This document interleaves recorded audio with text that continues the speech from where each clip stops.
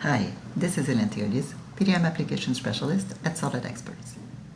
Today I will show you a display option available for your previews of SOLIDWORKS files. In PDM, when the Preview tab is selected, the bottom of the screen is split in two and there's a preview that appears in the left window. You can resize this window if you need to. By default, the integrated preview is done by eDrawing.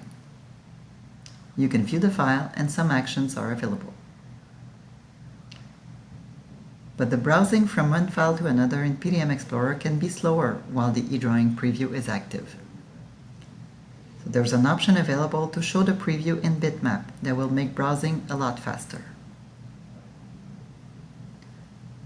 Also note that in all cases, the file must be available in the local cache. A copy will be put in cache when the file is selected.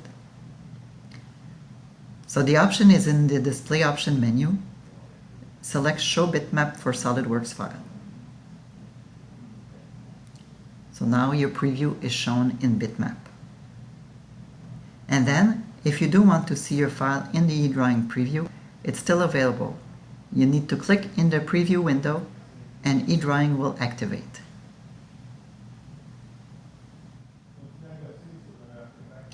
There's also an option if you want to see the full eDrawing toolbar in your preview.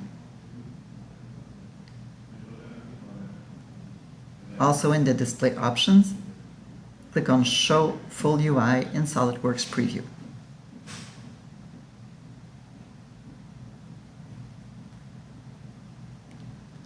You can also access a context menu with a right click of your mouse in the preview window.